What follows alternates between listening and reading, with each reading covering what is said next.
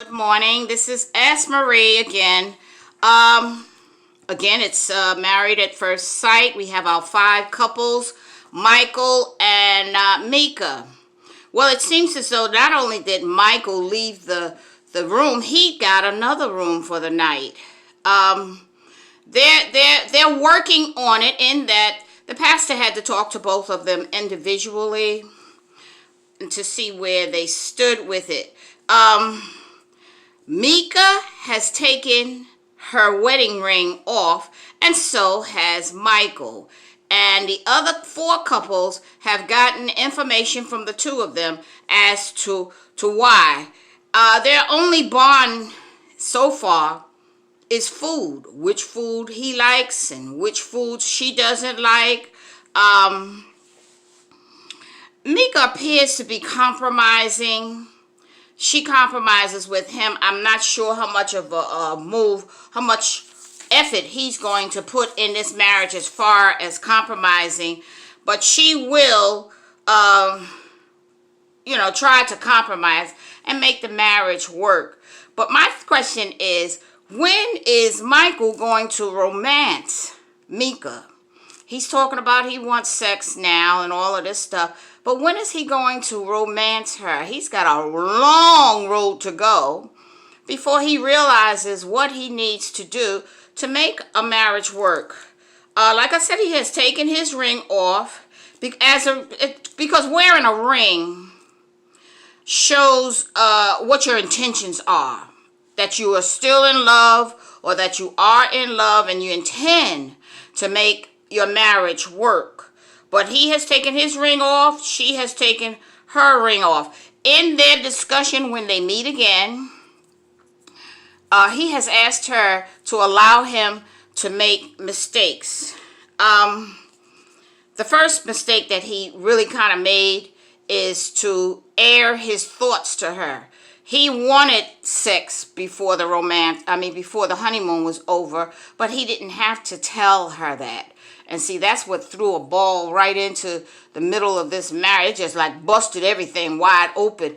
That was a thought that he could have kept to himself. And if that's the case, that's the case. But he aired that thought to her. That was a mistake.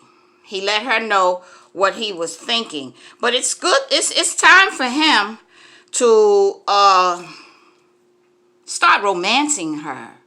He wants love from her. Romance her. Find out. I know he's the first one in his family to get married. So he didn't have a father to go to, or even cousins and stuff like that to go to for information about how to be a good husband. But he needs to talk to somebody. Maybe he'll sit down with the pastor and tell the truth about what's going on in his head, in his mind, and get some information from the pastor. Now, they have both agreed to just start over. Just start over. And that's like crossing a broken bridge, because you don't think, especially men, they don't forget anything at all. But they're just like elephants, they just don't forget. She might heal quicker than he will if he would just romance her. Do you think he will ever get to the place to put his personal feelings to the side and romance her? If what he wants, he'll get. So I think he'll get it from her if he just takes time to just not be so selfish, if that's the case. All right, now you got Brandon and Taylor.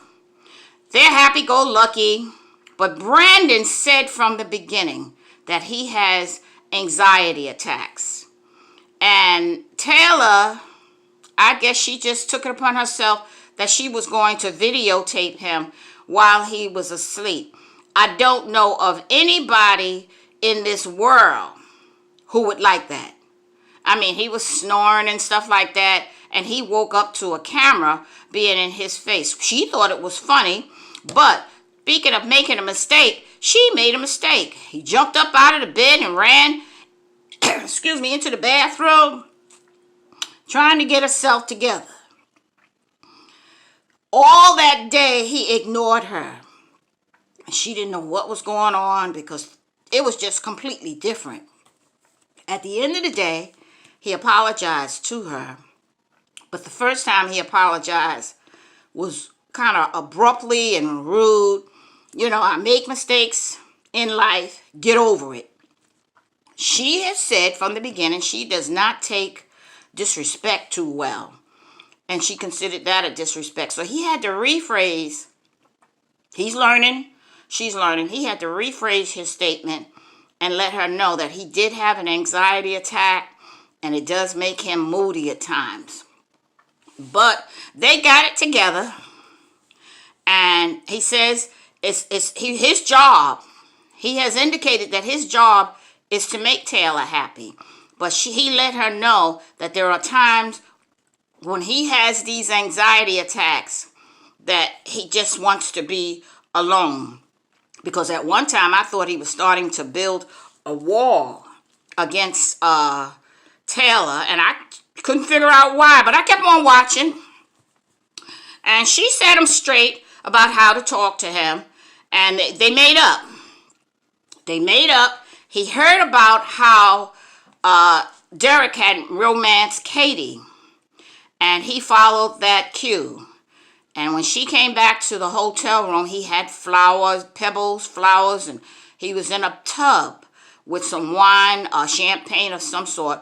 He romanced her. And it's at that point she said, well, Lord, I don't know what's going to happen tonight. This guy is really winning me over. Because remember, she said it would be a while before she made love with him because she has standards. But this here kind of gets to a woman. And I'm wondering if Micheal was listening, or is he just going to be stubborn and head for the divorce? All right, Derek, he says he's a romantic person anyway. This is something up the road he probably would have done anyway.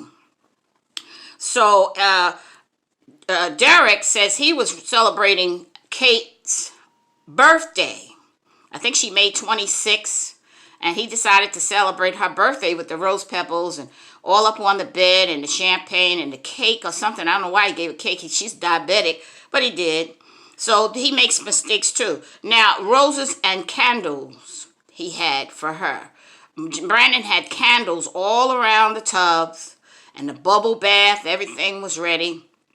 So they got in the tub together. Both of them had on swimsuits. I don't know if you noticed that. But he calls Taylor his best friends. In a marriage, you got to be friends. And best friends is a cue. Now then there's Mindy and Zach. Mindy's the one that was walking the halls at 2 and 3 in the morning because she just didn't want to be in the room with Zach. After what he said, he told her he was not building any kind of affection for her. Isn't that a terrible thing to say to your wife on the honeymoon? I'm not building any kind of romantic feelings towards you. And she didn't know how to take that. Who would? Who would? She walked the halls because she was so hurt.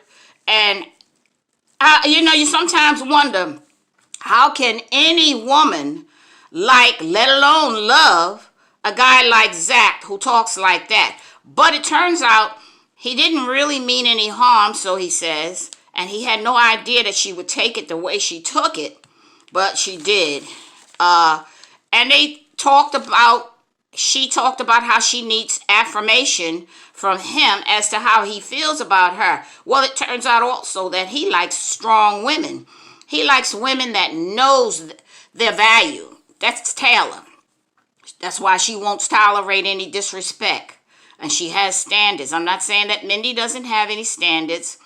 But Mindy realizes now at this point that this man wants someone that's going to stand on their feet and not lean on him and say to herself, I'm valuable because he said I'm valuable. Know for yourself your value. Appreciate yourself. And this is what he needs. He needs communication, which she gave him. They had communication that morning. And that day for them went better when they went out. And she had input in the groups, the other couples' discussions, because she didn't feel like left out.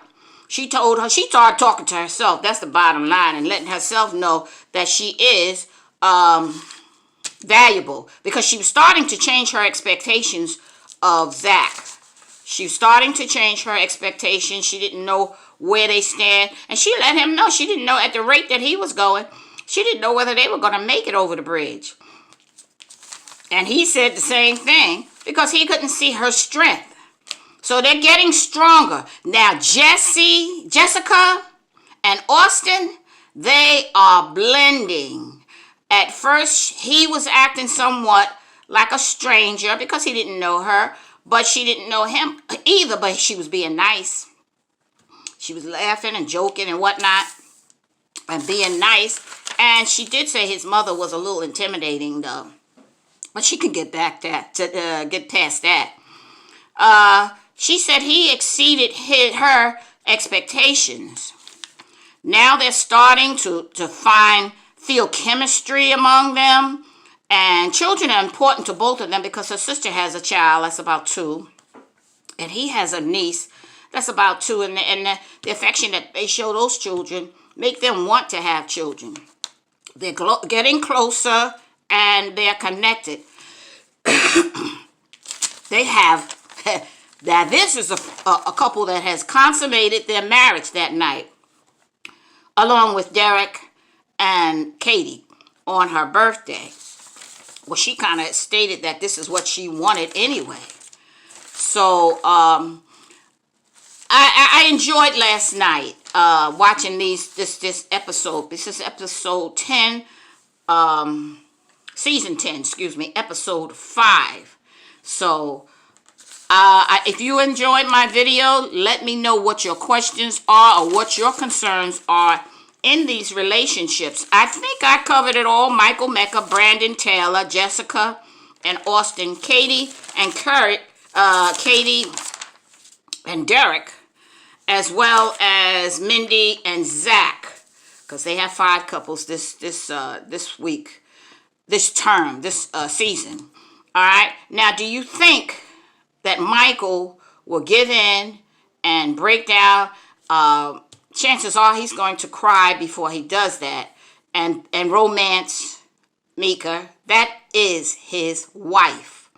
Or is he going to take the road to a divorce? Let me know what your feelings are and which other couples do you think will survive the storm to get to the place that they're comfortable with each other. Do have a blessed day and do subscribe.